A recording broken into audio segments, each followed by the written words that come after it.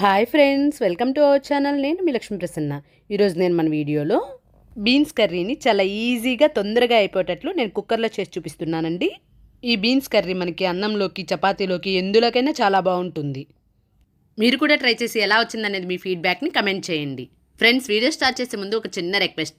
మీకు నచ్చినట్లయితే తప్పకుండా ఒక లైక్ చేయండి. మీ ఫ్రెండ్స్ అండ్ ఫ్యామిలీ మెంబర్స్కి షేర్ చేయండి. మీలో ఎవరైనా మన ఛానల్ని ఫస్ట్ టైం చూస్తున్నట్లయితే మన ఛానల్ని సబ్స్క్రైబ్ చేసుకోండి. మరి ఆలస్యం చేయకుండా ఈ కర్రీని స్టార్ట్ చేసేద్దాం. ఈ కర్రీ కోసం ముందుగా స్టవ్ పై కుక్కర్ పెట్టి అందులోకి ఆయిల్ని వేసుకోండి. ఆయిల్ వేడిన తర్వాత 1 టేబుల్ స్పూన్ పచ్చెనపప్పు, 1 టీ స్పూన్ జీలకర్ర, 1/2 టీ స్పూన్ ఆవాలను వేసుకొని వేయించుకోండి.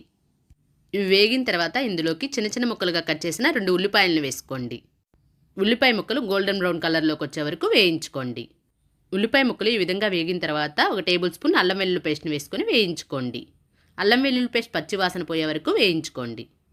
తర్వాత ఇందులోకి 1/2 కేజీ బీన్స్ చుక్కులను తీసుకొని శుభ్రంగా కడిగి ఇలా కట్ చేసుకొని ఇందులో వేసుకోండి.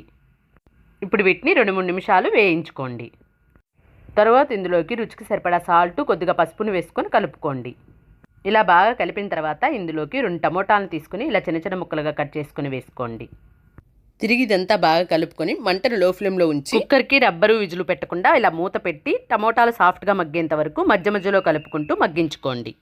ఇప్పుడు ఇందులోకి 1 టేబుల్ స్పూన్ కారాన్ని వేసుకోండి, లేదా మీ స్పైసీని బట్టి చూసుకొని వేసుకోండి.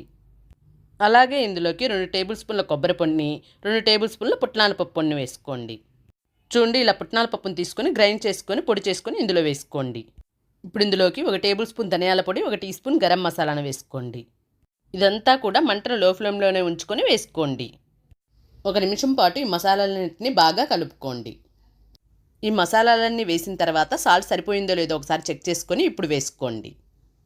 ఇలా బాగా కలిపిన తర్వాత ఇందాకట్లాగే రబ్బరు విజులు తీసేసి మూత పెట్టి 2 నిమిషాలు మధ్య మధ్యలో కలుపుకుంటూ మగ్గించుకోండి. తర్వాత ఇందులోకి గ్రేవీకి సరిపడా వాటర్ని వేసుకొని కలుపుకోండి. ఇప్పుడు కుక్కర్ మూతకు రబ్బర్ పెట్టి మూత పెట్టుకోండి. విజిల్ని కూడా పెట్టి 2-3 విజిల్స్ వచ్చే వరకు ఉడికించుకోండి. కుక్కర్ విజిల్లోని గాలి అంతా పూర్తిగా పోయిన తర్వాత మూత తీసి చూద్దాం. చూడండి, మనకి పర్ఫెక్ట్గా గ్రేవీ కూడా సరిపోయింది. చూడండి, మనకి బీన్స్ ముక్క కూడా పర్ఫెక్ట్గా ఉడికిపోయింది. తర్వాత ఇందులోకి సన్నగా కట్ చేసిన కొత్తిమీరని వేసుకొని కలుపుకోండి. అంతేనండి, మనకి బీన్స్ కర్రీ రెడీ అయిపోయింది. నచ్చిందా? ఒక లైక్ చేసి మీ ఫ్రెండ్స్ అండ్ ఫ్యామిలీ మెంబర్స్కి షేర్ చేయండి. Thank you for watching.